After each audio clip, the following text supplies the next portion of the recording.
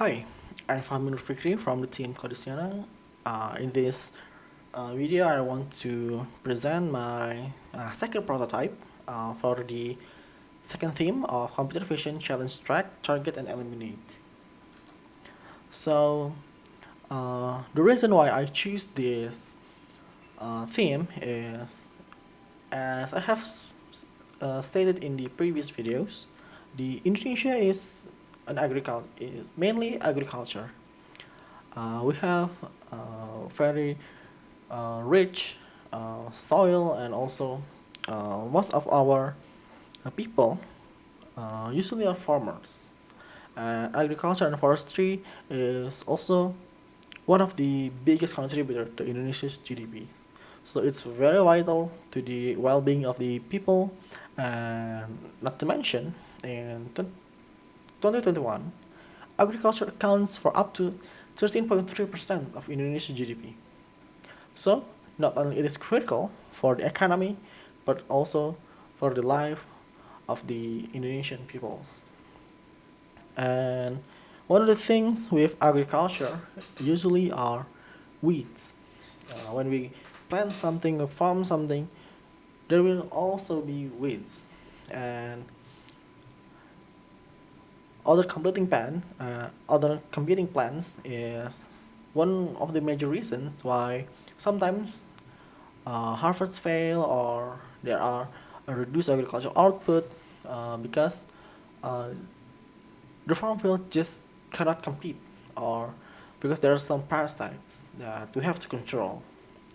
But the control itself is also one of the uh, tricky problems that we have to be able to identify which are the plants is we want to keep and which are we don't. And to do that, we can utilize some of the technologies we have right now, like computer vision, to help us identify and eliminate those uh, unwanted plants. So, uh, in this prototype, I will use the deep learning based model, the YOLO version 5, with the help of Intel oneAPI toolkit. I will try to create object detection model to identify which are the plants that are crops and which are the weeds that we need to eliminate. So, the tech architecture I use is, firstly, I will use the PyTorch library along with the Intel for PyTorch optimization library to create the best model. And after that, I will try to create a website, so I can use the pre-trained models to classify and identify uh, a certain image from the website. But I will not only use the PyTorch, but I will also use the Intel OpenFino toolkit uh, to run the model server, because from the documentation, OpenFino can provide unified experience for the model registry and also for the inference. So I'm really hoping the use of OpenFino will help me to create a better model, better model server, so the classification can be run more efficiently and more faster than when I use the usual PyTorch based models. So, uh, like any other computer vision projects where deep learning is involved, the problem is always the training time, the computational power it requires to run a prediction. So, in this case, I try to compare uh, three different methods. The first one is just using the CPU. I'm using the Core i5 10th generation, and I will compare it with what if I use the same CPU but with Intel optimization. And also I will try to run the modeling on GPU. I have the NVIDIA RTX 3060. So this first step is just to create a baseline. Which one are faster to run? So after the first iteration, uh, it turns out Intel optimization for PyTorch actually improves the overall speed, but it's only about 8.56% on the using the 20 epoch and also the small model of YOLO version 5. And in terms of speed, of course, the CPU does not have a chance against the GPU, which only takes about 6 minutes and it's about 95.48% faster. So I don't blame the library itself because in fact it actually improved but not significantly. I think the reason is more because I don't have Intel GPUs or I use the Core i5 10th generation, which are I think it's not that powerful for machine learning, especially deep learning projects. So yeah, in this case, GPU wins by a large margin. So, but there are some interesting uh, metrics here, like these precision score between the CPU and CPU of Intel optimization. The Intel optimization actually has a higher precision, but I think this is just spurious. This is just a coincidence because, as we already know, deep learning models tends to have some difference between runs, and I think this is just a coincidence here. So, based on the final results, using the YOLO version 5, training on a GPU, using 50 epoch and also the medium pre-trained model, the final model can achieve the precision of 0.841 and recall of 0.918. It's pretty impressive considering I only use 50 epoch because the YOLO version 5 recommends about 2000 epoch for classification I'm sorry, for the object detection process, but I think this is good enough for our prototype.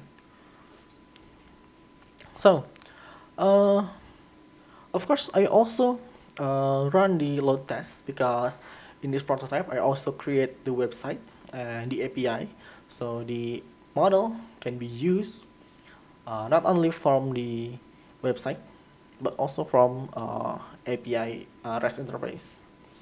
So here I tried three different methods of three scenario for the load test. The first one is just using the OpenFino REST API. The model serving, the OpenFino model serving has two flavors of API. The first one is the REST and also the gRPC version. So because the gRPC version I cannot simply try because I have to get the proto files which I cannot find anywhere. Uh, so I will test just the OpenFino and also the REST API. And it turns out it averages about 2.48 seconds per inference, which not that bad considering it is REST API.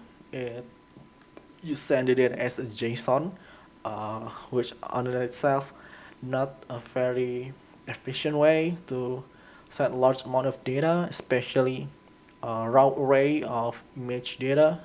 I'm still impressed. About 3 seconds per inference on average. And also, I tried to compare the OpenFino REST call from my web API. The difference here, the web API also does some pre-processing and image annotation after the classification. I'm sorry, after the object detection from OpenVINO API. So it does a little more work, and it turns out it really slowed down the performance down from 2.48 seconds to 8.21 seconds, which are painfully slow. Imagine you uploaded an image and have to wait about 8 seconds. It's just too slow. So I'm thinking, uh, can we improve the API performance? And it turns out, yes, you can. The OpenVINO gRPC API is the answer. Here, as you can see, it's take about 3 seconds for an inference, which are, yeah, that's still longer than the OpenVINO REST API. But we have to take into consideration the use of web API. This load test scenario also includes not only the classification, not only the object detection using OpenVINO model serving, but it's also the annotation and also the pre-processing process of the that happen in the web API. So it's pretty good. It's definitely a huge improvement over the previous one, the OpenVINO REST and web API, which takes about 8 seconds down to 3 seconds. So that's about, yeah, 60.54% faster than the REST API. So the gRPC is highly performance and also efficient instead of the REST APIs. And here in the websites, we can run the prediction. You can just upload a photo and it will annotate all the crops and also the widths with a rectangle and also the class and the probabilities here. Not only on the image itself, but under the image, you will also have the uh, detection results here and the probabilities and also the bounding box, the start and end rectangle here in pixel relative to the uploaded image. And also, you can use the REST API. In this case, you can use the Postman using the form data and also select your picture and send it. And the model will return an image with the annotation, but without the details like in the websites. And yeah, this makes it easy to integrate this model to existing systems, and also because this project is also using Docker container, it is easily scalable, it is easily deployable to any cloud providers. So I guess that's all for the presentations. I will showcase the app. So once again, I have the Docker desktop running here, and after I cloned the repository, I can just run Docker compose. But wait, before that, I have to download the model first. In this case, I already trained the model. If I move my folder here, uh,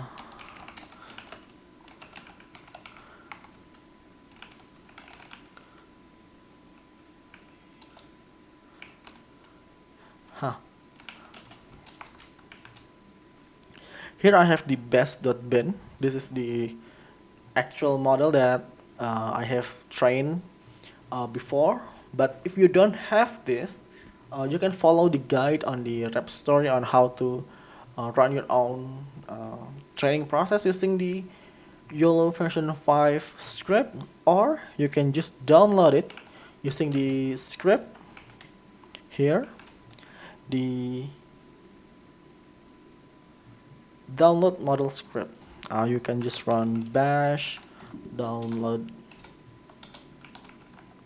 model, and it will download the model. Yeah, it takes quite a bit of time because it's about 80 megabytes.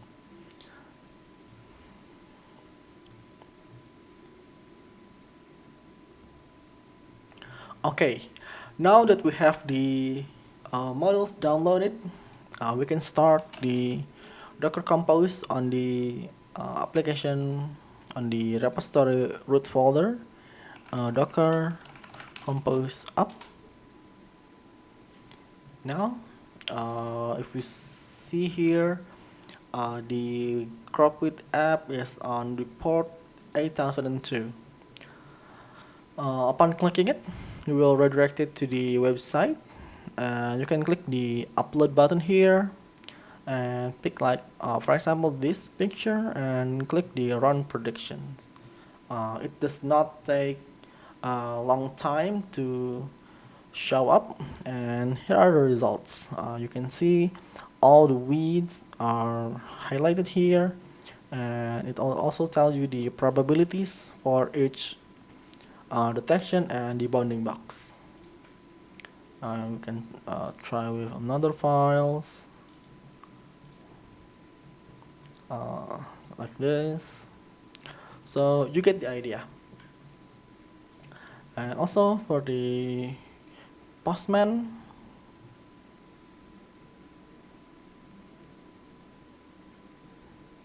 yeah, you can use the URL and select your files. And for example, I picked this one, and you can just click send. It will give you the exact same image like on the website here. Okay, uh, I think that's all for my prototype presentation. I hope you guys like it. Thank you.